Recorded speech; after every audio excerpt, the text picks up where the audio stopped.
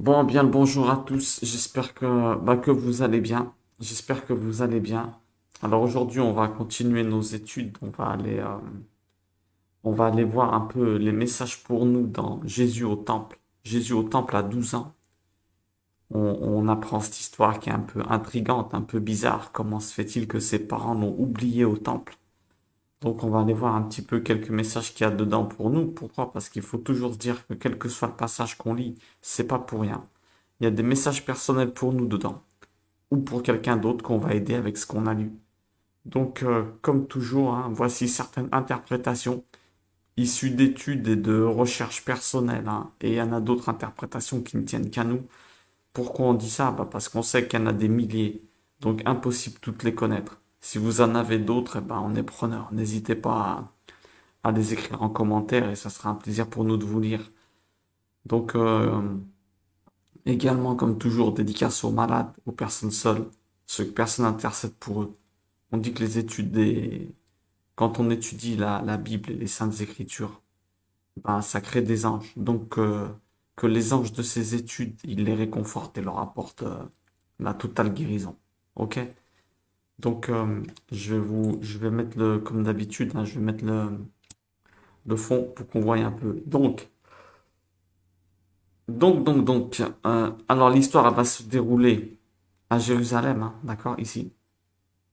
Les parents de Jésus sont descendus de Nazareth à Jérusalem. Bon, on ne sait pas exactement où ils sont passés, s'ils sont passés par Samarie ou non. Ils viennent de Galilée et ils descendent en Judée à Jérusalem, d'accord? Donc on ne sait pas exactement où ils sont passés, mais on sait qu'ils ont fait cette centaine de kilomètres, un peu plus, et qu'ils viennent à Jérusalem pour les fêtes du temple, d'accord? Donc on est ici, hein, d'accord? Je vous le mets un peu plus gros, de Nazareth à Jérusalem, ici. La scène, elle se passe en Judée. Et les parents viennent de Galilée, d'accord, Nazareth en Galilée. C'est très intéressant toujours d'avoir un repère visuel de ce qu'on fait. Donc là, eh ben, ça, c'est des études qu'on a déjà vues, hein. Je vous invite à aller les voir dans notre chaîne. On essaie de suivre une chronologie des événements de l'Évangile, même si c'est pas facile à faire. Donc, plus ou moins, on essaie de suivre ce qu'on peut. Et donc là, bah, on voit pas bien, mais là, c'est Jésus oublié dans le temple. C'est l'étude numéro 10 qu'on est en train de faire hier. On a vu les mages d'Orient, hein. Et donc là, on continue. On est dans Luc 2, 41. Jésus au temple à 12 ans. Là, on remarquera que, bah, une histoire intéressante parce que ses parents, on remarque que Marie, ils l'ont oublié au temple. Qu'est-ce que c'est que cette histoire? Elle est quand même étrange, hein. On lira la Bible d'Arby, comme d'habitude, j'aime bien la présenter parce que elle est libre de droit, assez bien traduite, un très très bon travail. Libre de droit, on peut l'utiliser où on veut, on peut faire des vidéos avec, il n'y aura jamais aucun souci avec. Bref, alors allez, je vous lis un peu le texte et on va voir où on en est. Alors, on a vu quand Jésus s'est fait baptiser, quand les mages y sont venus, hein. J'ai l'habitude, on vous rendez compte, l'habitude, le fait qu'on dit les rois mages, hein, c'est incroyable. Alors qu'en fait, on n'est pas sûr que c'était des rois, c'est certainement pas des rois. Mais bref, je vous invite à voir la vidéo d'avant, on explique ça en détail, hein. Donc allez, les mages d'Orient c'était avant, et là on en est au verset 41 de Luc 2, 40. Alors Luc 2. Alors, et ses parents allaient chaque année à Jérusalem à la fête de Pâques. Tiens, alors on commence tout de suite. On va faire l'étude au fur et à mesure. Et les parents allaient chaque année à la fête de Pâques. Alors, selon la loi, les Hébreux ils étaient obligés d'aller célébrer au minimum une des trois grandes fêtes au temple. D'accord? Ils devaient y aller à Pâques, à Pentecôte ou à la fête des tentes. D'accord? Sukkot, les tentes. Ils devaient aller au minimum à une des trois, ou bien entendu, s'ils pouvaient, eh ben, ils allaient aux trois. Vous voyez ce que je veux dire? Donc, qu'est-ce qui se passe ici? Eh ben, on a quelque chose d'intéressant. Pour Dieu, qu'est-ce que ça nous enseigne de devoir aller à la fête? Comment? Dieu nous oblige à aller faire la fête. Qu'est-ce que c'est que cette histoire? Quand on dit faire la fête, c'est pas la fête comme on peut l'entendre, hein. Attention, hein. Entendons-nous bien, c'est de manière saine. On est d'accord? Donc, qu'est-ce que ça, sans aucun désordre, sans animalité, bien entendu. Pour Dieu, il est fondamental de prendre du bon temps de manière saine. Pourquoi? Bah, parce que l'humain, il n'a pas été créé pour souffrir ou travailler uniquement. Qu'est-ce que je suis en train de dire? À la base, Dieu il a créé l'homme le sixième jour, on est d'accord? Donc l'homme, il commence son existence par le septième jour, oui ou non? Sixième, septième jour, c'est le deuxième. Et c'est quel jour le septième jour? Bah, c'est le jour du repos. C'est-à-dire la cessation d'activité, le Shabbat. Shabbat, ça veut pas dire repos, ça veut dire cesser de créer, cesser l'activité. D'accord? L'activité créatrice pour que tu profites justement de la création que tu as fait, de la création de Dieu. Dans la création, il y a ta famille incluse dedans, donc pour que tu profites un peu de ce que tu as fait. Qu'est-ce qui est plus ridicule de quelqu'un qui passe sa vie à travailler et qui se dit, ben tiens, maintenant que j'ai assez travaillé, je vais profiter, et bim, on ne sait pas, il peut partir. Il faut que chaque jour compte et que chaque jour, eh ben, tu prennes du plaisir de l'avoir vécu. On n'est pas là pour souffrir, c'est faux. Dieu ne nous a pas mis dans un monde pour souffrir. Est-ce que toi, tu aurais créé un monde et tu mets ton fils dedans pour souffrir ou pour le mettre à l'épreuve? C'est pas comme ça que ça fonctionne. Dieu, il a fait le monde pour qu'on profite de ce qu'il a fait. Tellement, tellement il était content de ce qu'il a fait, il a mis l'humain dedans. Tiens, profite. C'était pour partager ce bien qu'il a fait. Bref, c'est pas trop le sujet, mais bon. Le projet initial de Dieu était donc qu'on vive sans stress. En profitant du monde, il a créé des fêtes. En profitant du monde qu'il a créé pour nous. Et ouais. Un dicton rabbinique, écoutez bien celui-là. Hein. Un dicton des sages. Il dit qu'il nous sera demandé autant de comptes pour le bien qu'on n'a pas fait que pour le bien dont on n'a pas profité. Qu'est-ce que ça veut dire? Parce qu'une des causes de nos fautes, elle vient de notre état de pression. Pourquoi? Ben parce que justement, on est tellement on fait des fautes parce qu'on est trop sous la pression. On surcharge nous-mêmes alors qu'on ne devrait pas. Ça nous rend irritables. Ça entraîne des frustrations, le manque d'amabilité, de disponibilité envers les autres et nous-mêmes. Tu es tellement pressé de travailler, de faire des choses, que tu te rends même pas compte que ton fils, il a mal au cœur. Que tu te rends pas compte que tu es en train de délaisser ta femme. C'est terrible. Et le pire, c'est que tu crois que tu es en train d'agir pour Dieu des fois. Donc, qu'est-ce que ça veut dire? Eh ben, il faut qu'on s'accorde du temps eh ben, pour profiter du monde. Parce que c'est la cause de notre stress de ne pas profiter du monde. On va monter en haut et on va dire, ouais, j'étais tout le temps dans le speed et tout. On va te dire, mais parce que tu n'as pas profité. On te demandait de profiter également. C'est pas la vie, c'est pas le stress. Certaines personnes elles deviennent désagréables, méchantes et finissent leur vie en s'en prenant même à Dieu. Pendant ils pensent que la vie, c'était qu'une souffrance. Alors qu'en fait, c'est tout le contraire. C'est elles qui se sont fait souffrir. Hein? C'est tout le contraire. C'est tout le contraire de ce que Dieu leur demandait. Ils n'ont pas su percevoir et profiter des cadeaux que Dieu leur avait mis sur leur route. La pire des choses pour un croyant, écoutez bien, c'est de perdre la joie. C'est de perdre la joie de servir. Par épuisement, mais par stress. Comme on dit, une pile vide, hein, branchée avec des neuves, elle les décharge. Alors qu'elle croit qu'elle va les aider. Une pile, quand elle est vide, tu la mets avec des piles neuves. Eh ben, tu décharges les neuves encore beaucoup plus vite. Ça devient, ça devient incroyable quand on voit la chose comme ça. Il faut prendre le temps de te reposer. Quand il n'y a pas de paix et de joie, ça vient pas de Dieu, ce que tu es en train de faire. Il faut que tu sois en paix. La volonté de Dieu, c'est que tu sois heureux quand tu es en train de faire tes choses. C'est très important de voir. Regarde la jauge de la joie quand tu es en train de faire quelque chose. C'est très très important. Parce que si ça vient pas de Dieu, de qui est-ce que ça vient? Donc Dieu il avait dit, faites des fêtes. Venez au temple 3 fois par année. Venez un peu vous détendre. Venez un peu passer du bon temps en ma présence et avec vos familles et avec tout ce qui va avec. Ok? Alors on continue à lire. Et quand il eut, alors on y va. Alors, et les parents, bon, ils allaient chaque année. Et quand il eut 12 ans, alors là on parle de qui? Ben, on parle du Christ. Quand il eut 12 ans, comme ils étaient montés à Jérusalem selon la coutume de la fête, et qu'ils avaient accompli les jours de la fête, il fallait rester une semaine plus ou moins. Mais il y avait 2 jours obligatoires, mais ça on va le voir. Comme il s'en retournait, l'enfant Jésus demeura dans Jérusalem et ses parents ne le savaient pas. Bon, on va s'arrêter là pour l'instant. On va dire là-dessus? Eh bien, quelque chose de assez intéressant. Quelque chose de assez intéressant. On amenait les enfants à 12 ans, on a dit. on amenait les enfants 1 an avant leur bar mitzvah. Bar mitzvah, qu'est-ce que ça veut dire? Bar, fils en araméen, fils, d'accord, enfant. Mitzvah, bar, ben en hébreu, bar en araméen, d'accord. On amenait les enfants 1 an avant leur bar mitzvah. Mitzvah, ça veut dire la loi, le commandement. Donc, ça veut dire 1 an avant qu'ils soient fils de la loi.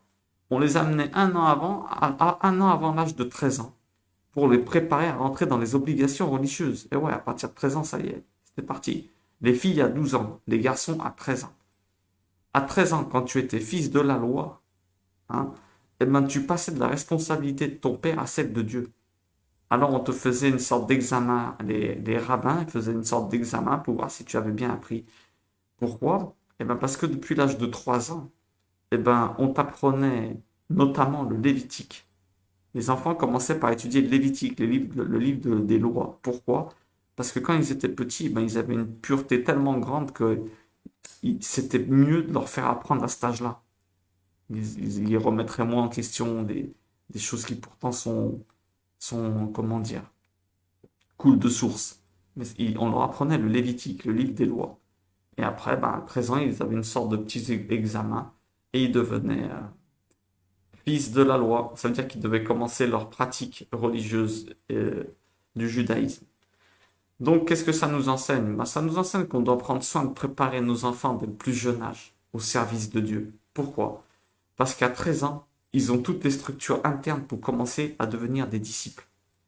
Il est dit qu'à partir de 13 ans, un enfant, ça y est, il a une sorte de petite sagesse à l'intérieur de lui. Il peut commencer à avoir de la sagesse. Comment dire, à 12 ans, il faut commencer à enseigner à nos enfants à un niveau plus élevé. À 12 ans, c'est très important. Pourquoi? Il faut commencer à enseigner à un niveau plus élevé et les faire réfléchir aux questions fondamentales de la vie. La croyance, le but de la vie. Leur faire comprendre que personne n'est là pour rien.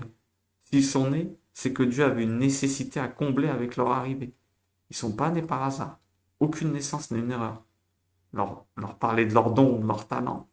Toi, normalement, depuis son plus jeune âge, tu es un détecteur de talent. C'est le premier rôle des parents. Le premier rôle des parents, c'est d'être des détecteurs de talent. Donc, normalement, à partir de 12-13 ans, tu sais, ton fils, comment tu dois l'orienter. Tu es un observateur, c'est tout ce que tu es, normalement. Tous les parents, c'est les meilleurs conseillers d'orientation qu'un enfant il peut avoir. Parce que les parents, ils connaissent les talents de leurs enfants. Et ça, c'est très important parce que les talents, ils sont en relation avec ta mission et ce que tu dois devenir dans ce monde, c'est-à-dire également le bonheur de l'enfant. C'est des indicateurs que Dieu te donne, et ben pour te dire où est ton bonheur.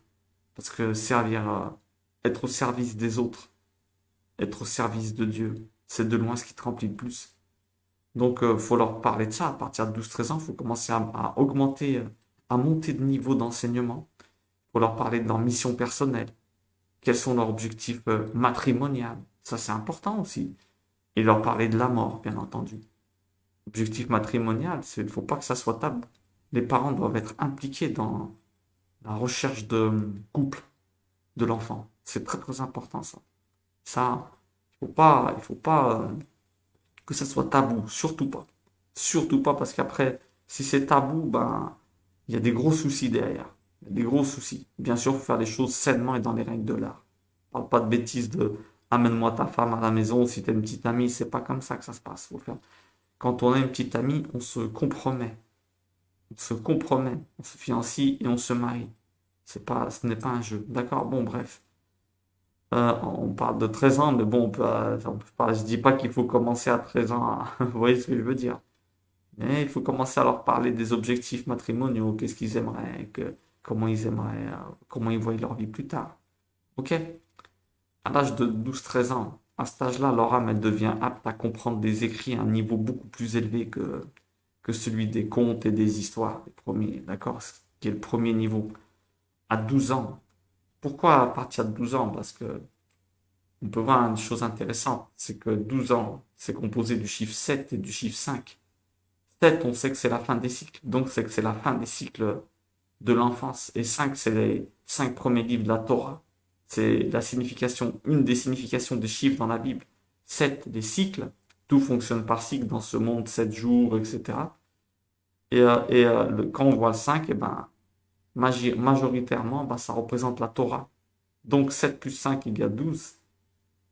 Qu'est-ce que ça nous donne? Eh ben, ça nous donne que l'enfant il est apte à monter de niveau. Il sort du cycle de l'enfance et il peut rentrer dans l'enseignement de la Torah, les 5 premiers livres de la Bible, à un autre niveau. Donc, continuons. Euh, on a vu qu'il descendait. On ne sait pas bien ce qui s'est passé, mais apparemment, il y a eu un problème avec le Christ. Qu'est-ce qui s'est passé? Ses parents ne savaient pas, et lui, il est resté dans Jérusalem. Ils sont descendus, ils ont été à Jérusalem, ils sont descendus, hop. Dès qu'ils ont fini la fête, ils sont montés. Mais ils ne se sont pas rendus compte que le Christ, il n'était pas avec eux, leur fils. Vous allez me dire, mais comment ça se fait?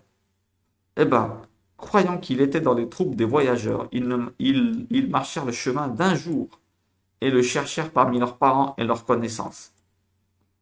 Ah, ils ont marché un jour. Alors là, on peut quand même, il faut quand même pas croire qu'ils ils ont mis 3 jours à le trouver. C'est pas comme ça que ça s'est passé. C'est pas comme ça. Le village et les familles complètes faisaient le voyage. De Nazareth, on ne sait pas, mais il devait y avoir beaucoup de monde qui descendait de Nazareth. Les hommes et les femmes, il faut savoir qu'ils marchaient entre eux. Chacun parlait de ses sujets. Les hommes étaient entre eux, les femmes étaient entre elles. Et le soir, eh ben, ils se réunissaient dans leur caravane. Qu'est-ce que ça fait? Eh ben, c'est facile à comprendre ce qui s'est passé. Au bout d'un jour de marche, c'est-à-dire quand ils sont partis un jour, premier dîner, quand ils sont tous rejoints dans la caravane, Joseph, Marie, ils se sont dit, mais attends, il manque quelqu'un là. Marie, elle croyait que Jésus il était avec son père. Et Joseph, il croyait que Jésus il était avec Marie. Voilà le problème qu'il y a eu. Qu'est-ce que ça peut nous enseigner? Bon, c'est que déjà en éducation, attention, je ne vais pas critiquer Joseph et Marie parce que je suis loin d'avoir leur niveau. Mais on va essayer de tirer des leçons pour nous qu'on peut réadapter. En éducation, les couples, ils doivent se dire les choses clairement. Et jamais supposer que l'autre devine. Vous voyez ce que je veux dire? Il faut toujours dire les choses.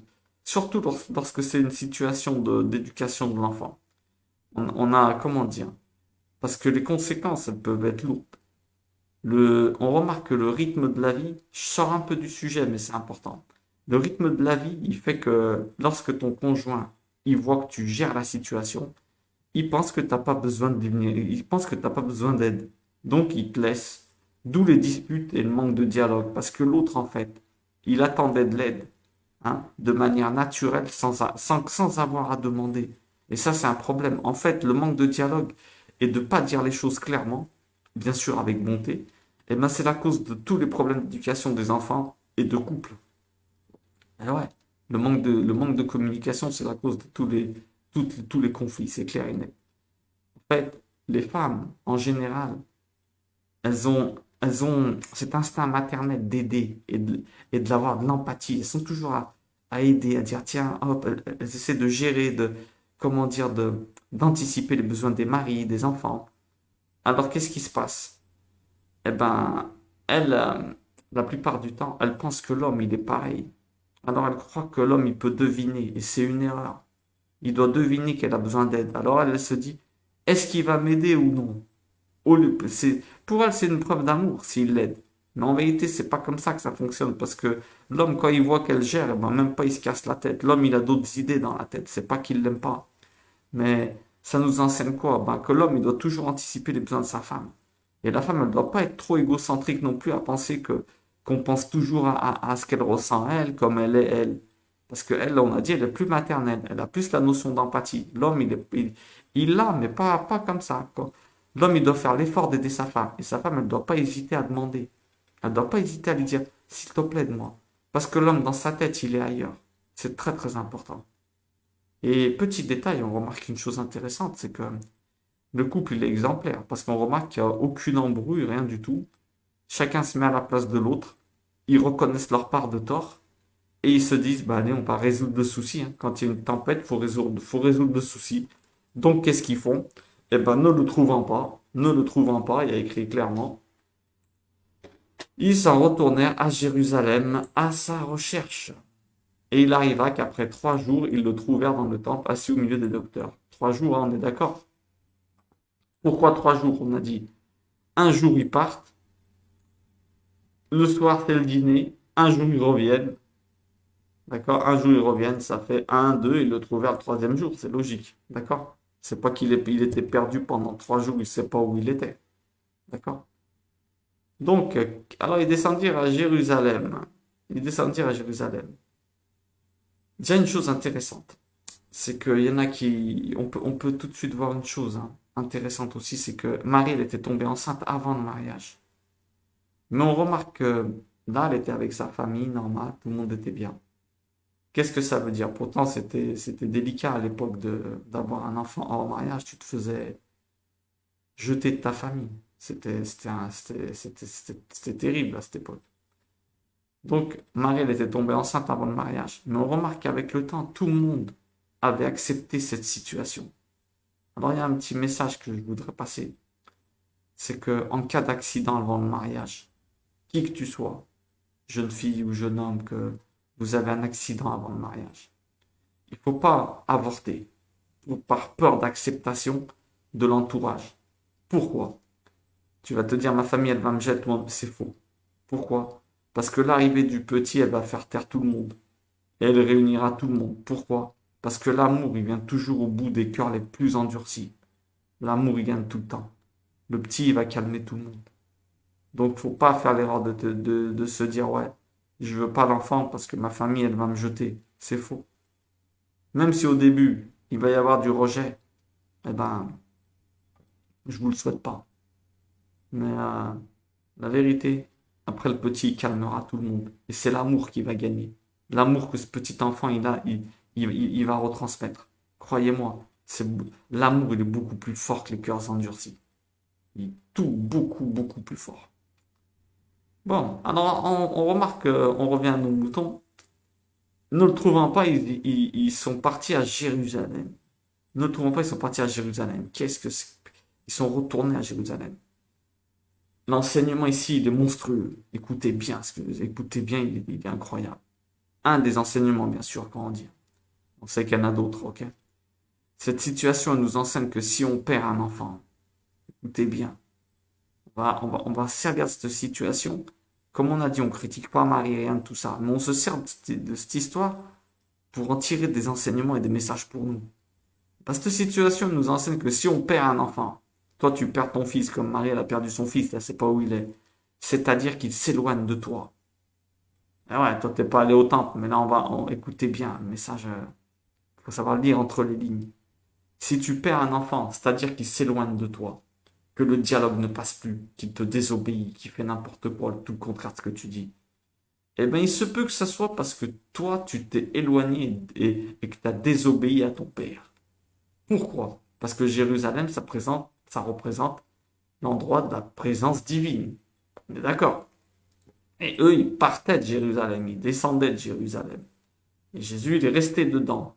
Qu'est-ce que ça veut dire? Ça veut dire qu'entre guillemets, il s'éloignait de l'endroit qui représentait la présence divine. Est-ce qu'on est d'accord là-dessus? Ça, c'est important qu'on se le dise. Il s'éloignait, d'accord? Présence divine. Hop, attendez, j'écris un petit truc. Hop, hop. Donc, il s'éloignait de la présence divine. Et ça, c'est important. Attendez, j'écrivais un petit truc, excusez-moi. En fait, il faut savoir une chose. En fait, en hébreu, fils se dit ben. D'accord, ça signifie constructeur. La racine de construire. Pourquoi? Parce que les parents et les enfants, ils se construisent l'un et l'autre. Et ils s'aident mutuellement à évoluer et à devenir de meilleures personnes. Ton fils, il t'aide à être meilleur en t'aidant à te battre contre tes nerfs quand tu te retiens d'y mettre une gifle. Et toi, tu rends ton fils meilleur en l'instruisant, en lui donnant de l'éducation. On est d'accord. Donc les sages ils disent que la relation avec ton enfant, elle reflète souvent ta relation avec Dieu. Ah, qu'est-ce que ça veut dire? Comme il ne te viendrait pas à l'idée de permettre que ton enfant il souffre pour rien, Dieu ne peut pas permettre que toi tu souffres pour rien d'une situation avec ton fils. En cas de conflit avec ton fils, la première chose à faire, eh bien écoutez bien, c'est de se dire que Dieu ne permettrait pas que cette situation nous arrive pour rien. Il y a forcément un message pour nous, un message pour nous corriger et nous élever. Vous comprenez? Il y a forcément un message. Ton fils, il s'éloigne de toi, c'est que tu es en train de t'éloigner de Dieu. Comme Marie elle s'éloignait de Jérusalem, c'est qu'il y avait un problème. Donc, je dis pas qu'il y avait un problème, pas Marie. Je dis la métaphore, hein. Marie, elle était certainement avec Dieu dans son cœur, c'est pas. Mais l'enseignement qu'on peut en tirer, c'est ce qu'on peut, c'est ce qu'on est en train de dire. Avant de t'en prendre à l'enfant, s'il y a une embrouille avec lui, si vous vous êtes éloigné, tout ça, il faut vérifier tous les domaines de ta vie et voir si c'est pas toi qui t'es dévié et éloigné de ton père, c'est-à-dire de Dieu. Parce que Dieu il utilise les fils pour construire les parents et les ramener à Jérusalem, c'est-à-dire le lieu de sa présence, le lieu qui représentait sa présence. Vous comprenez? C'est important de vous dire ça. Si vous arrive quelque chose avec votre fils, quelle est votre situation avec Dieu? Quelle est votre situation avec Dieu? Si votre relation avec votre fils, elle reflète votre situation avec Dieu. C'est important, ça. Est-ce que vous êtes soumis, obéissant? Vous l'écoutez? Vous passez du temps avec? Petite remarque, hein. Vous allez me dire, ouais, mais non, mais pas tout le monde est comme ça. Ouais, je suis d'accord. Il faut également savoir que nos enfants, ils ont leur libre arbitre, qui ne dépendra pas de nous, mais d'eux. Ils ont leur mission et leur combat à mener. Donc, s'ils persistent dans le mauvais chemin, si ton fils, il persiste dans le mauvais chemin, alors que tu as fait tout ton possible pour te rectifier toi-même et que tu marches avec Dieu, toi, hein, eh ben, il ne faut pas culpabiliser. Il faut que tu persistes comme ça. Pourquoi? Ben, parce que comme ça, Dieu, un jour, il les ramènera par tes mérites. Vous comprenez? Dieu il pourra ramener ton fils par tes mérites. On sait très bien que dans toute la Bible, il y a écrit, quand Dieu il arrive, il dit souvent, je suis le Dieu d'Abraham, d'accord, Jacob, Isaac, Jacob, ouais, pourquoi? Bah pour rappeler qu'il a fait une promesse à ses ancêtres. Donc ça veut dire que par rapport à sa promesse et au mérite des ancêtres qui étaient énormes, eh ben on hérite aujourd'hui des mérites des autres. Vous comprenez? C'est important de vous dire ça. On hérite des mérites de nos ancêtres. Ok? Très, très, très, très, très important. Donc, continuez dans le droit chemin. Même si votre fils il est tordu, vous rectifiez-vous. Et si vous marchez droit, n'ayez pas peur. Dieu pourra faire en sorte que... Bon, bien le bonjour à tous. Alors, on Attendez, continue petit notre... problème. Dieu pourra faire en sorte que vous vous en sortiez et que votre fils y revienne uniquement par rapport à vos mérites. Ça, c'est important que vous le sachiez. N'ayez pas peur. Continuez, persistez. L'éducation, c'est 90% dans, on a dit, hein, 90% dans la prière. Ok? 90% dans la prière. N'ayez pas peur. D'exemplarité et le reste, faut laisser faire parce que la personne, elle a son travail à faire. Donc, on continue. Alors, hop, et il arriva qu'après 3 jours, ils le trouvèrent dans le temple, assis au milieu des docteurs, les écoutant et les interrogeant. Ah bon? Et tous ceux qui l'entendaient s'étonnaient de son intelligence et de ses réponses. Ah, on va s'arrêter là. Ils ont trouvé le Christ, écoutez bien cette histoire. Ils ont trouvé le Christ assis au milieu des docteurs, les écoutant et les interrogeant. Alors on a tout de suite une petite image, hein, intéressante. Comme je vous dis, je vous résume, ils sont arrivés un jour de marche, hein, petite parenthèse. Ils ont fait un jour de marche. Ensuite, il y a eu le repas. Ils ont trouvé le Christ. Ils ont trouvé que l'absence, hein, le repas du premier jour, ils se sont dit, tiens, il y a eu un problème. Ensuite, retour à Jérusalem, un jour complet encore. Ça veut dire un jour, ils sont partis, ils ne savaient pas. Un jour, ils reviennent. Ça fait 2 jours. Le troisième jour, ils le trouvent dans le temple. Ok. Donc, Jésus les trouvait le troisième jour. Qu'est-ce qu'on peut tirer de là, petite parenthèse? Ça nous enseigne que quand on s'éloigne des chemins de Dieu, de la présence divine, entre guillemets, je dis pas que Marie s'est éloignée de Dieu, c'est pas ça, mais c'est ce qu'on peut tirer. Quand on s'éloigne de notre Jérusalem, c'est-à-dire l'endroit de la présence divine, eh ben écoutez bien, tu t'es éloigné pendant un an, tu t'es éloigné, tu es parti loin, eh ben il faudra que tu reviennes sur un an de partie, il faut faire le chemin inverse. Je dis pas que tu vas tarder un an à revenir, mais je dis qu'il va falloir que tu reviennes sur tous les écarts que tu as fait. Il faut que tu reviennes sur tout ton chemin et corriger, dans la mesure du possible, bien entendu. Si tu peux pas corriger ce que tu as fait, eh ben tu remets la situation à Dieu. En demandant, par exemple, si tu as fait du mal à quelqu'un que tu n'arrives pas à le recontacter, demande à Dieu qu'il apaise son cœur. Demande à Dieu qu'il apaise tous les cœurs que tu as blessés, tout ce que tu peux pas corriger. Et Et surtout, demande-lui aussi qu'il fasse que tu recroises cette personne. Ou alors qu'il te mette dans une situation qui dénonce à la personne que tu as changé. Ok? Donc, petite parenthèse, si tu t'éloignes pendant un an, tu devras faire le chemin de retour et il peut durer un an. Vous comprenez? Pendant un an, tu t'es amusé avec les femmes, tu as fait n'importe quoi. Pendant un an, tu as fait des bêtises. Et ben après, si tu as un an de célibat, faut pas t'étonner. On est d'accord? Ne, ne croyez pas que c'est que Dieu ne vous regarde pas. C'est juste qu'il faut rattraper tout ce que tu as défait. Ok?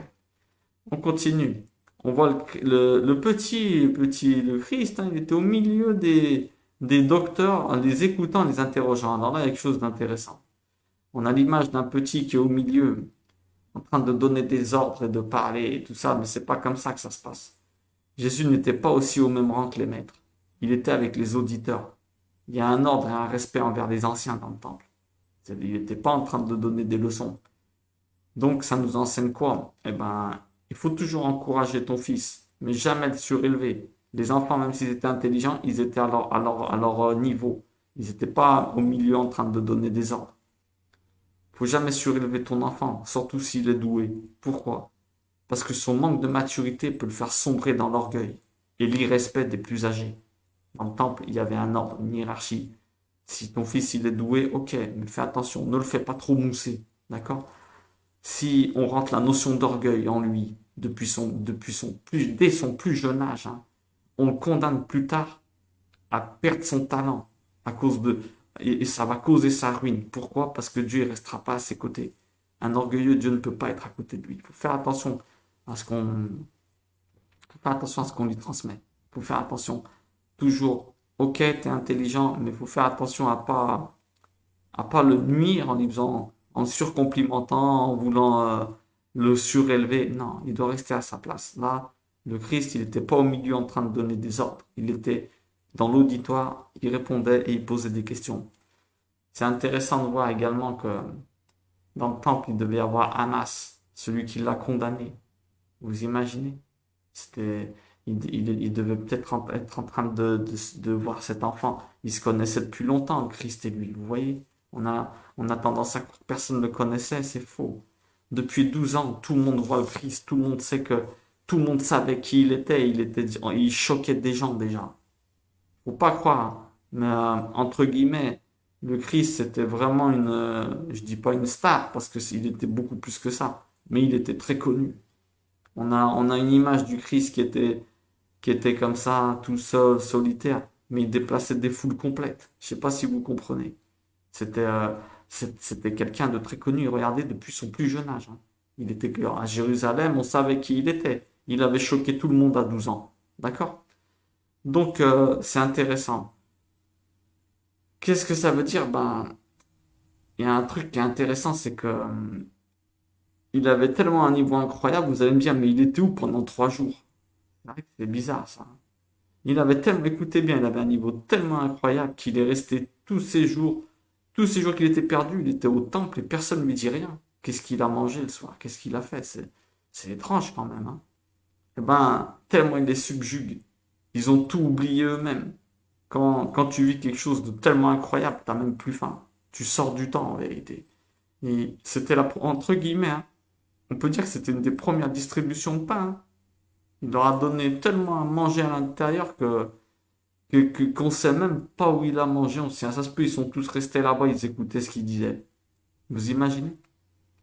Donc, quelque chose d'intéressant. On va aller voir. Ils étaient tous étonnés. Hop. Alors, il était là en train de. C'est en jaune, mais bon, c'est un petit bug. Il les écoutait, il les interrogeait. Il les écoutait en premier et il les interrogeait après. Quel est l'enseignement incroyable? Jésus nous enseigne la meilleure manière d'enseigner. C'est-à-dire, premièrement, il faut écouter, pour montrer qu'on respecte l'opinion de l'autre. Message pour les profs, pour les parents, tous ceux qui veulent enseigner. Écoutez bien. Première chose à faire, il faut faire comme le Christ nous indique là. Première chose à faire, c'est écouter, pour montrer qu'on respecte l'opinion de l'autre. En fait, le maître ne doit jamais arriver en posture élevée, mais d'abord descendre à celle des élèves pour qu'ils finissent en les élevant à la sienne. Et la seconde chose, il les interroge. Interroger pourquoi? Pour faire réfléchir l'autre et qu'il arrive à la solution par lui-même. Pourquoi? Parce qu'on se lie beaucoup plus à une chose acquise par l'effort que quelque chose qu'on nous a donné. Ça, c'est très important. Au départ, il écoute, il veut connaître leurs connaissances, leurs prérequis, ce qu'il y a déjà dans leur tête pour pouvoir adapter. Et ensuite, au lieu de dire non, mais attendez, vous dites n'importe quoi, il fait pas comme ça. Il leur pose des questions. Tu veux faire passer un enseignement? Pose des questions qui amènent la personne à faire un, comment dire, un court-circuit dans sa tête et que, et qu'elle acquiert la connaissance après un travail. Comme ça, la connaissance, elle sera beaucoup plus stable. D'accord? C'est la maïotique de Socrate, tout ça, d'accord? Bah, regardez de qui il s'inspire. On est d'accord? Donc, c'est très important. N'oubliez pas. On écoute, on montre qu'on respecte la vie de l'autre, on regarde ses prérequis, ses préconnaissances. Ensuite, on regarde d'où on peut partir, on pose des questions, on l'amène à se poser des questions et le savoir, il est dans la tête. Incroyable cette méthode. Il a résumé la pédagogie en une phrase. Les écoutants et les interrogeants. Top. Et quand il le vire, alors, et quand ses parents ils le voient, et tout le monde s'étonnait de son intelligence et ses réponses, hein, s'étonnait, c'est qu'ils étaient, je vous dis, personne n'a mangé peut-être. Ça se peut que pendant 3 jours, ils étaient tous dedans, tellement ils sont sortis du temps. Quand tu fais quelque chose que tu aimes, tu sors du temps. Et quand ils virent, et quand ils le virent, les parents, quand ils le virent, ils virent leur fils, ils furent frappés d'étonnement.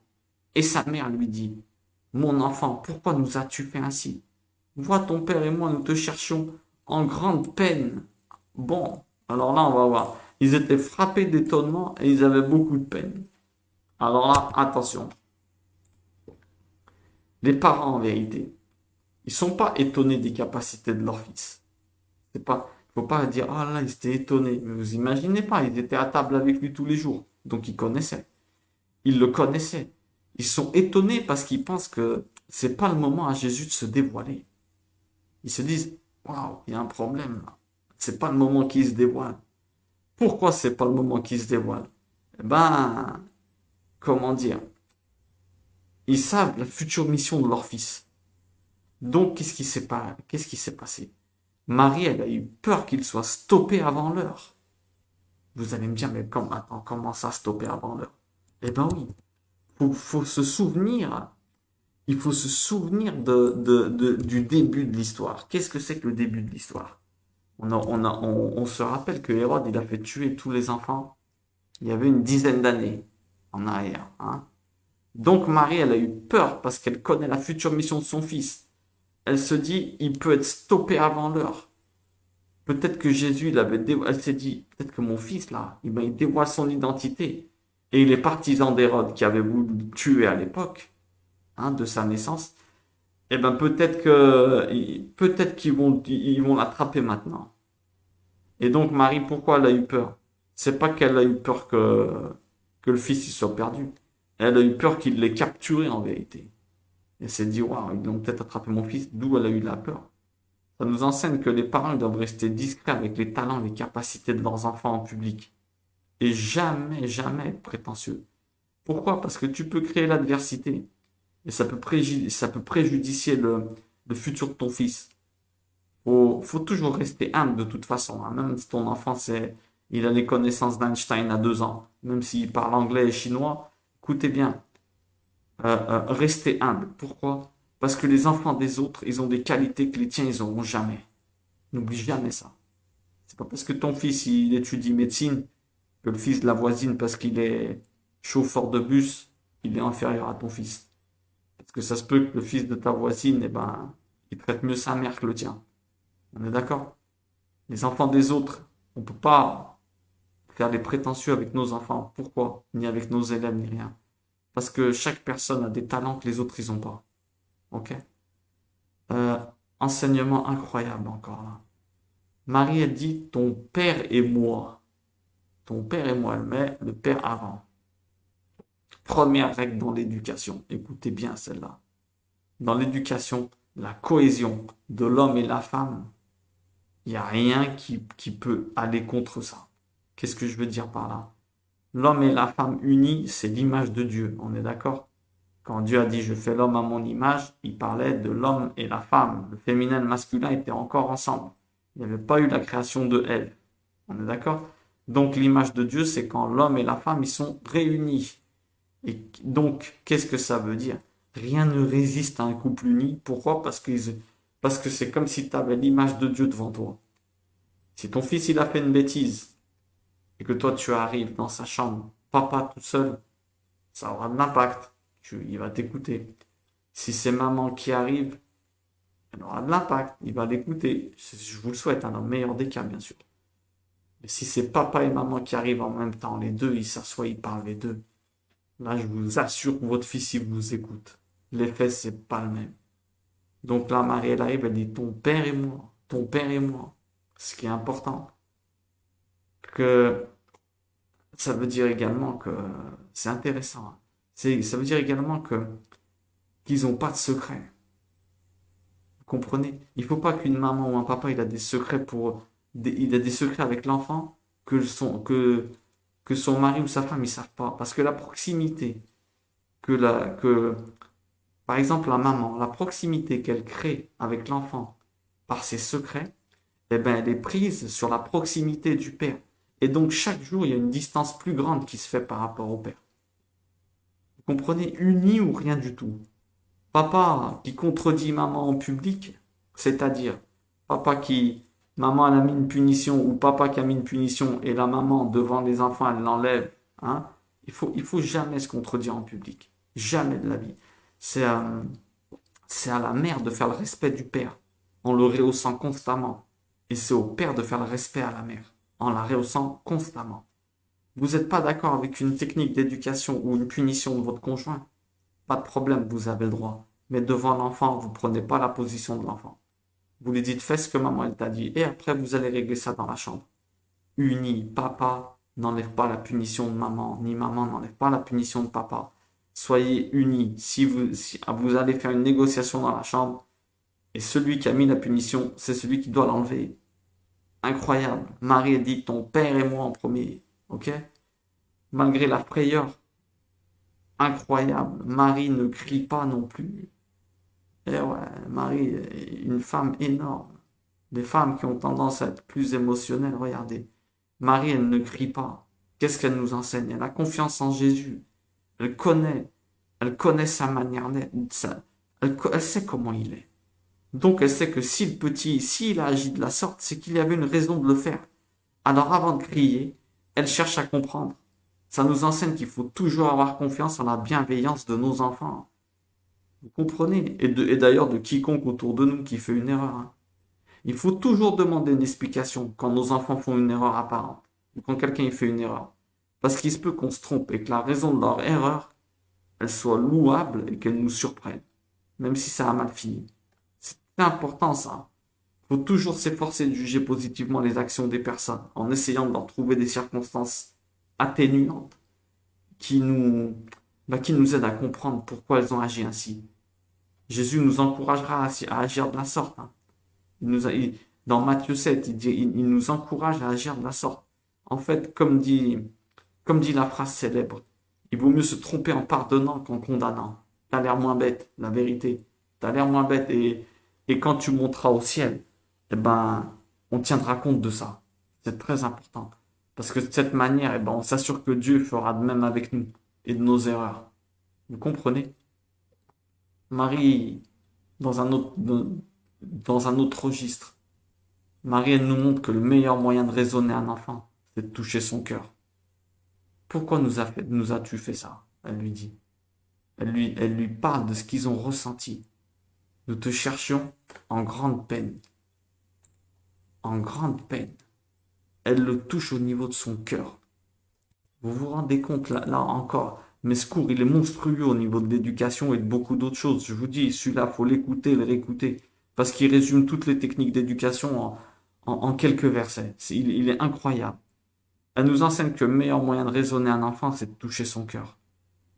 En fait, elle dit immédiatement à Jésus qu'elle a eu peur. Pourquoi? Parce qu'elle sait que les enfants, ils sont très émotifs. Donc, en passant par leurs sentiments, on arrive à leur faire passer des enseignements à un niveau beaucoup plus profond que si on essayait de leur expliquer par la raison ou l'intelligence. Pars pas dans des philosophies. Fais-le ressentir des choses. L'enfant, il doit comprendre que tu as eu peur. Pourquoi? Pour lui, et non croire que... il doit comprendre que tu as eu peur pour lui. Et il ne doit pas croire que tu le reprends pour le soumettre ou pour asseoir ton autorité. J'ai eu peur pour toi. Quand tu reprends quelqu'un, il doit sentir que tu as mal de le faire. Tu as plus mal de lui dire que lui de t'entendre. L'enfant, il doit ressentir que tu n'es pas content de le reprendre avant de le reprendre. Il ne doit pas croire que toi, tu fais ça parce que tu veux asseoir ton autorité ou tu veux le rendre inférieur. L'enfant, il veut, la seule chose qu'un enfant il veut, c'est être pris pour un grand, estimé pour un grand. Donc, montre-lui que tu as eu peur. Et là, l'enfant, il va se dire, ah ouais, c'est pas bien ce que j'ai fait. Marie, elle donne une autre leçon d'éducation primordiale. Ne jamais humilier notre enfant en public. Écoutez bien, parce que celle-là écrive, elle est sur le frigo. Ne jamais humilier notre enfant en public. En fait, ne jamais humilier notre enfant en public, ça amènera sa reconnaissance à vie. Parce qu'on oublie difficilement les hontes subies en enfance. On les oublie très difficilement. 99% des cas de recours à des éducateurs ou des psychologues pour cause de conflits familiaux, c'est causé par des vengeances d'adolescents sur leurs parents par rapport à des humiliations ou des mépris et des délaissements qu'ils ont subis dans leur enfance. Écoutez bien ce que je vous dis. Vous pouvez demander à tous ceux qui ont fait le métier de grand frère ou éducateur. Si les parents payent la facture, c'est parce que les enfants ils sont en mode vengeance. Et bien souvent, c'est pas à cause des hontes qu'ils ont subies. Donc faites bien attention. C'est des vengeances d'adolescents qui, qui font que les familles elles explosent à ces niveaux. Les... Pourquoi? Eh ben parce que les enfants les plus faibles, quand ils deviennent adultes, ils comprennent pas que leurs blessures passées, elles leur sont arrivées pour leur apporter une force de caractère. Et qu'est-ce qui se passe? Parce qu'aucune blessure ne t'arrive pour rien. Elle te sert à devenir celui que tu es aujourd'hui. Mais les plus faibles, ceux qui n'ont pas cette croyance, ils peuvent garder la rancune à vie pour celui qui les a blessés. Et qu'est-ce qui va se passer? Eh ben, ça va bloquer toutes leurs bénédictions et leurs prières et l'accès au monde d'en haut plus tard. Pourquoi?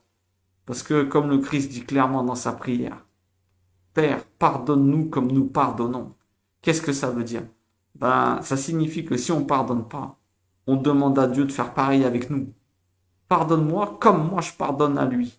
Et toi, tu es énervé avec celui-là, cette personne. Tu dois pardonner à tout le monde. Sinon, Dieu, il fait comme tu es en train de lui dire. Pardonne-moi comme je pardonne aux autres. Ça veut dire, si je pardonne pas, ne me pardonne pas. On demande à Dieu de faire pareil avec nous. En conséquent, impossible que tes prières elles montent à Dieu. Tu coupes tes bénédictions si tu pardonnes pas. Donc, ne poussez pas vos enfants à avoir à vous pardonner. Ne, ne mettez pas une pierre d'achoppement. Ne soyez pas un adversaire pour eux. Faites bien attention. Ne les faites pas se scandaliser sur vous, comme on dit, un scandale, une pierre. Hein. Faites bien attention, parce que à cause de peut-être une honte en public ou une chose comme ça, eh ben, vous pouvez lui faire en sorte qu'il se coupe sa bénédiction, parce que il peut vous en vouloir toute sa vie à cause de ça. Ok? Donc c'est très très important. Alors, qu'est-ce qu'il est en train de dire? Et il leur dit, pourquoi me cherchez-vous? Ne saviez-vous pas qu'il me faut être aux affaires de mon Père? Et ils ne comprirent pas la parole qu'il leur disait. Waouh. Alors attendez, on va s'arrêter là. Et il leur dit, pourquoi me cherchez-vous? Ne saviez-vous pas qu'il me faut être aux affaires de mon Père? En fait, il n'est pas en train de mal leur parler là. Déjà, il faut que vous sachiez tout de suite. Hein.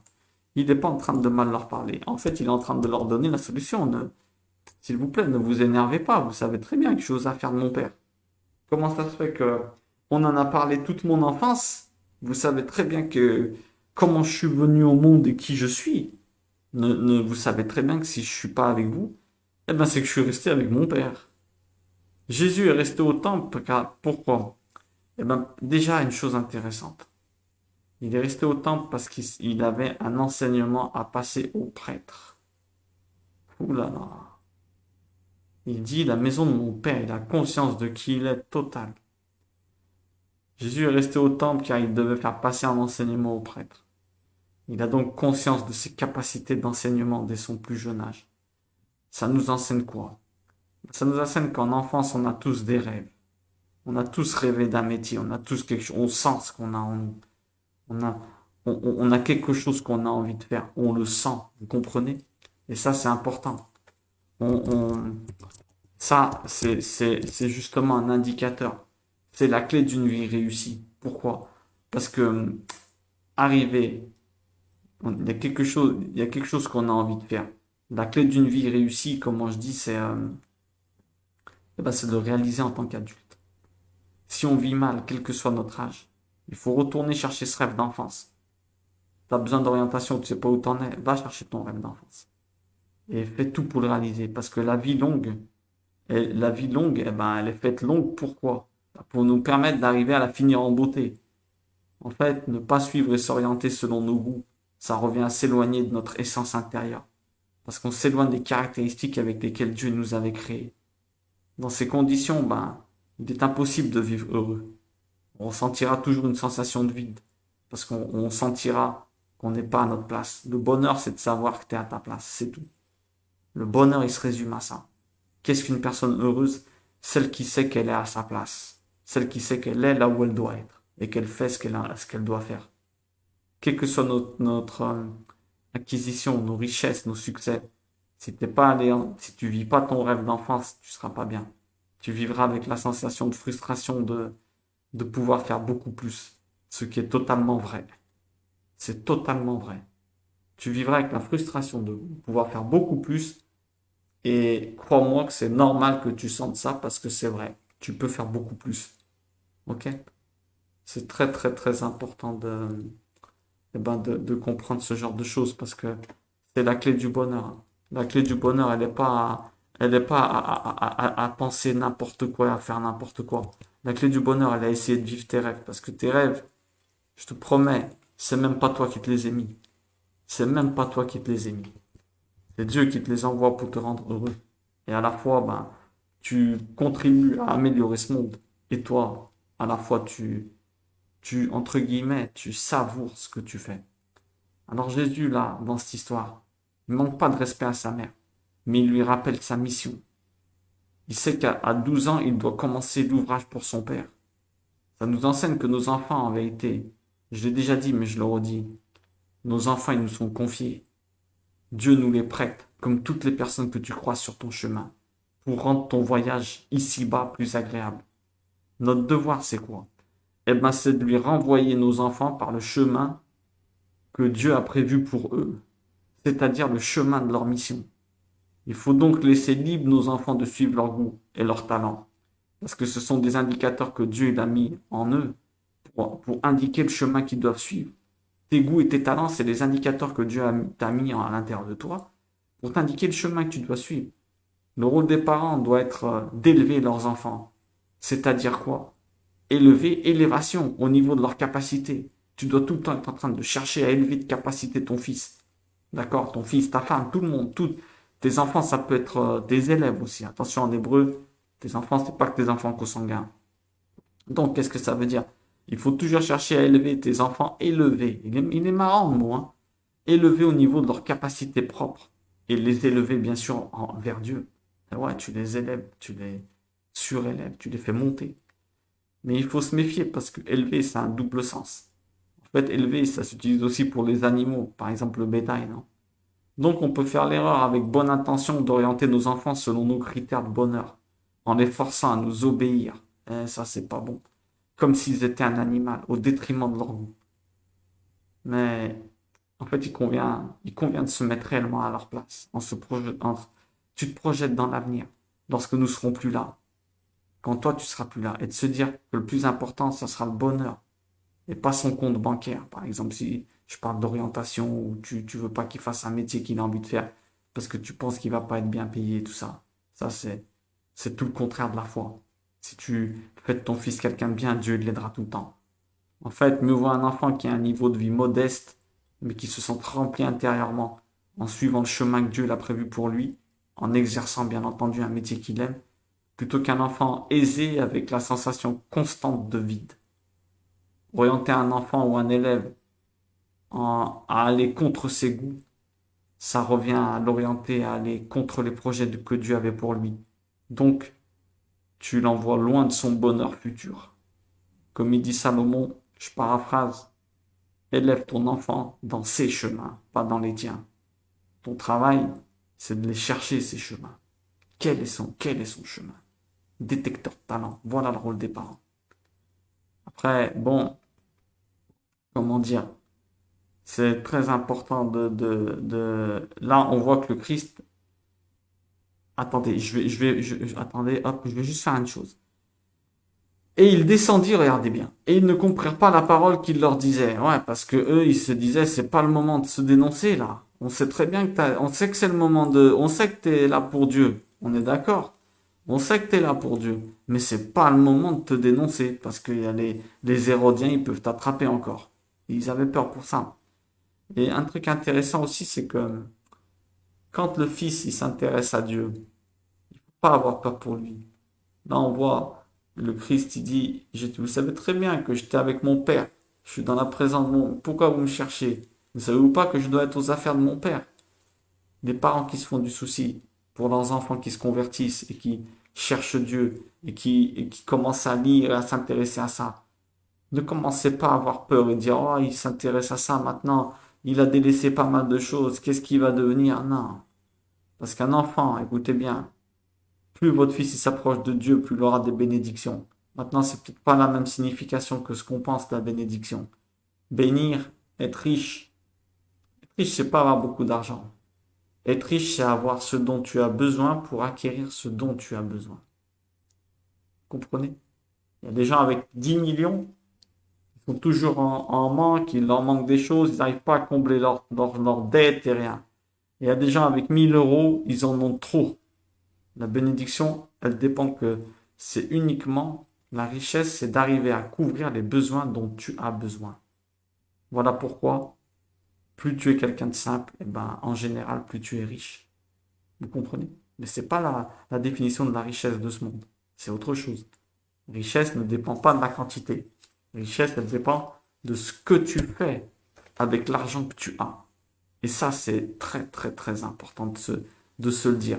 Parce que on peut être tenté de croire d'autres choses et c'est ce qui fait qu'après, ben, on fait n'importe quoi. C'est ce qui fait qu'après, on fait n'importe quoi. N'importe quoi. Bon, on va terminer, hein, on va terminer tranquillement. Et il descendit avec eux, le Christ il est descendu avec eux, on descend de Jérusalem, toujours on dit on descend à Jérusalem. Pourquoi? Parce que c'est l'endroit le plus haut du monde, un des endroits plus hauts du monde. Et de toute façon, quand tu es à Jérusalem, présence divine, elle est en haut. Toi, quoi qu'il arrive, tu descends. D'accord? C'est pour ça qu'on dit monte à Jérusalem. Même tu viens je sais pas moi, de l'Himalaya, on te dira tu montes à Jérusalem. Ok? Parce que on monte dans la présence de Dieu. Très important de vous dire ça. Donc, qu'est-ce qu'il est dit là? Et il descendit avec eux et vint à Nazareth et leur était soumis. Il descendit avec eux. Ah, il descendit avec eux. Ça nous indique que Jésus descendit de niveau. On va prendre ça dans un autre sens. Jésus descendit de niveau. Pourquoi? Parce qu'un fils, il ne doit jamais prendre le dessus sur ses parents. S'il arrive à un niveau plus élevé que eux dans un domaine, hein, eh ben, il ne doit jamais faire le prétentieux et se mettre au-dessus de ses parents, prendre une position où il est en dessus. En fait, sans eux, il serait arrivé à aucun niveau du tout, parce qu'il serait pas né. L'enfant doit la reconnaissance, hein, reconnaître sa naissance, le mot il le dit, reconnaissance. Il doit reconnaître la reconnaissance à ses parents à vie. Il ne doit jamais se sentir supérieur à eux. Pourquoi? Parce que quoi qu'il arrive, comme on a dit tout à l'heure, les parents, ils ont des qualités que toi tu n'auras jamais. Et d'ailleurs, il faut pas attrister Il y a des parents qui, oui, normalement, il n'y a rien de mieux que de voir ton fils grandir. Ça, de voir ton fils être quelqu'un de plus grand que toi, d'accord. Mais à la fois, tu peux peut-être les attrister. Et ils peuvent se dire, tiens, maintenant, ça y est, je suis à la ramasse, comme on dit. Ça y est, je commence à descendre de niveau. Le fils, il doit être au-dessus des parents, mais une fois que les parents, ils sont partis. Il faut jamais prendre une position de hauteur devant tes parents. Jésus, il descendit avec eux. Vous comprenez? Il descendit avec eux et il leur était soumis, il y a écrit. Le service de Dieu est très important. Mais attention, celui des parents, il l'est aussi. On ne peut pas servir Dieu et délaisser nos parents. Pas, comment dire, attention à ne pas mettre nos parents dans le souci, surtout s'ils s'efforcent de servir Dieu. Pourquoi? Si tu as des parents qui suivent Dieu, même si tu as des parents qui suivent pas Dieu, il faut faire attention à ne pas leur créer des soucis. Parce que Dieu, il a mis le respect des parents dans les 10 commandements, il est dans la même table que ceux qui traitent de Dieu. Il y a une table qui traite la relation avec Dieu, d'accord? Je suis Seigneur ton Dieu, tu ne feras pas d'idolâtrie. Qu'est-ce qui se passe? Eh ben, dans la première table, ça parle des relations avec Dieu. Et la deuxième, des relations avec les autres. C'est-à-dire, tu ne tues pas, tu voles pas, tu convoites pas le bien, tu mens pas, d'accord. Mais les parents, il est dans la table de Dieu, les mêmes tables que les relations avec Dieu. Tu honoreras ton père et ta mère, d'accord? Qu'est-ce que ça veut nous dire? Eh ben, ça veut nous dire que s'il est dans la même table que Dieu, ce commandement, ce conseil, pas commandement, parce que la vraie traduction, c'est conseil, hein, eh ben, c'est qu'il doit un respect similaire. Tu dois un respect similaire à Dieu, de tes parents à Dieu. Je sais pas si vous comprenez ce que je veux dire. Attention, Dieu toujours au-dessus, bien entendu, mais je sais pas, vous me comprenez. Les parents, c'est dans la même table que Dieu. La deuxième table, elle traite des relations avec les autres. Mais les parents, c'est à part. C'est pas des autres comme les autres. D'accord? Dieu te demande de les respecter tant qu'ils ne s'éloignent pas de lui. Qu'est-ce que ça veut dire? Il te pousse à aller contre Dieu, il n'y a que là où tu as le droit de leur dire non.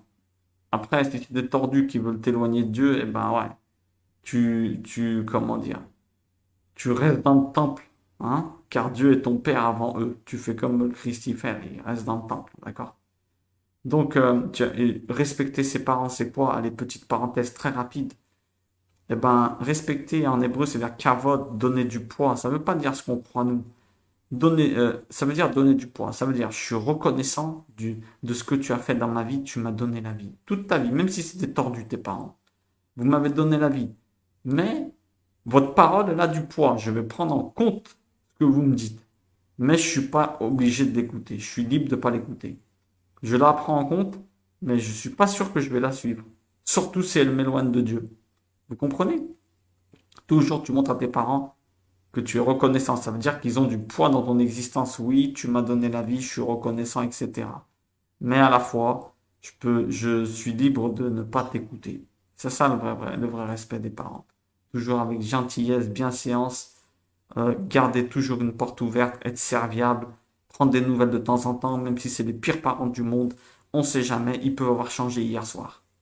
Ça, c'est très important de vous le dire. Euh, Ensuite, qu'est-ce qui s'est passé? On termine. Et il descendit avec eux et vint à Nazareth, et il leur était soumis. Et sa mère conservait toutes ses paroles dans son cœur. Et Jésus avançait en sagesse, en stature, en faveur auprès de Dieu et des hommes. Sa mère gardait toutes ses paroles dans son cœur. On termine avec un enseignement spectaculaire encore. Décidément, Marie, c'est vraiment, vraiment un personnage hors du commun. Vraiment hors du commun. Marie, elle montre, et même Joseph, hein, on parle beaucoup de Marie, mais on devrait parler aussi beaucoup de Joseph, hein. On devrait pas. C'est des personnages énormes. Marie, elle montre une qualité énorme pour une mère. Elle garde tout ça dans son cœur. C'est pas, elle n'a pas dit à son fils, oh, comment tu me parles là devant les autres. Non, non.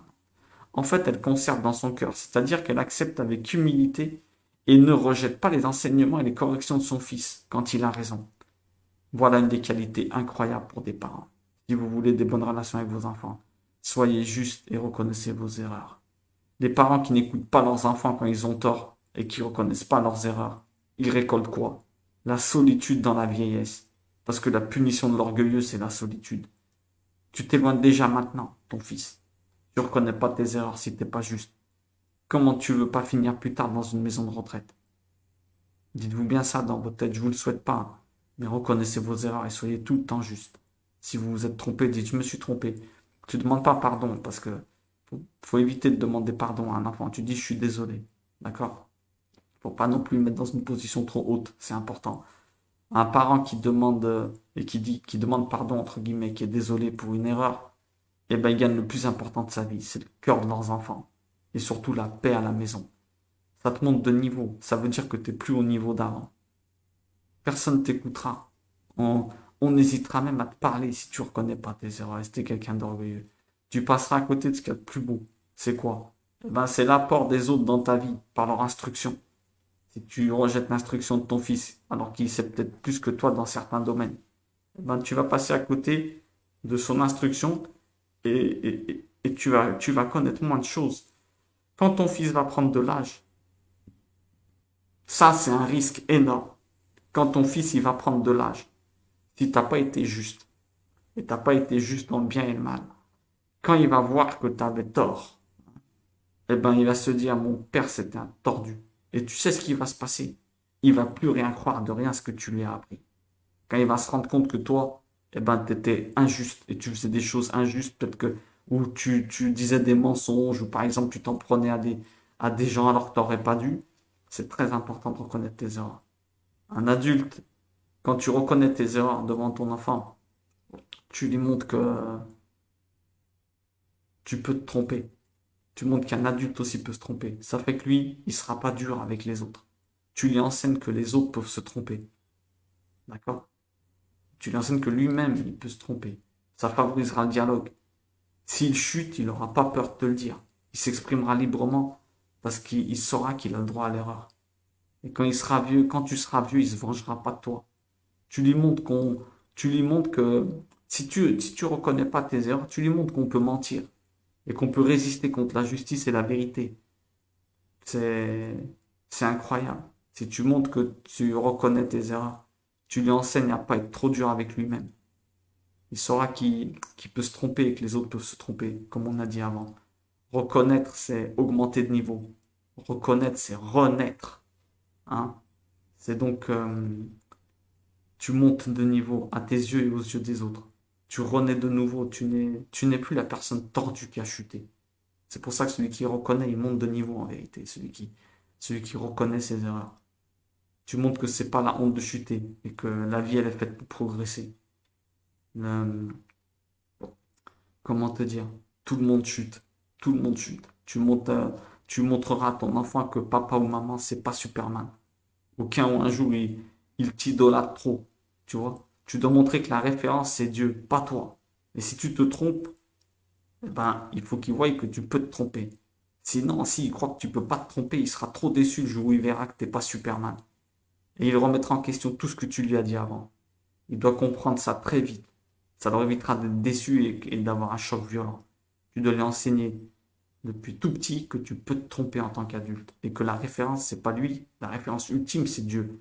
Tu es une de ses références. Mais que la référence ultime, c'est Dieu. Montre que un petit peut enseigner un grand. Incroyable. Si tu reconnais ses enseignements. Marie, elle garde tout ça dans son cœur. Elle dit, ok, j'accepte ce que tu m'as repris, c'est vrai. C'est vrai ce que tu dis. Après ce passage, Joseph, il disparaît de la Bible. C'est incroyable. Ce grand personnage disparaît de la Bible. Ça nous enseigne que la réussite, hein, est l'aboutissement d'un père. C'est quoi? S'il disparaît, il a eu son aboutissement. Eh ben, c'est de voir son fils grandir en sagesse et marcher avec Dieu. Voilà la dernière phrase qu'il a écrite. Et Jésus grandissait, eh ben, son père, ça y est, il est tranquille. Il peut partir en paix. Pourquoi?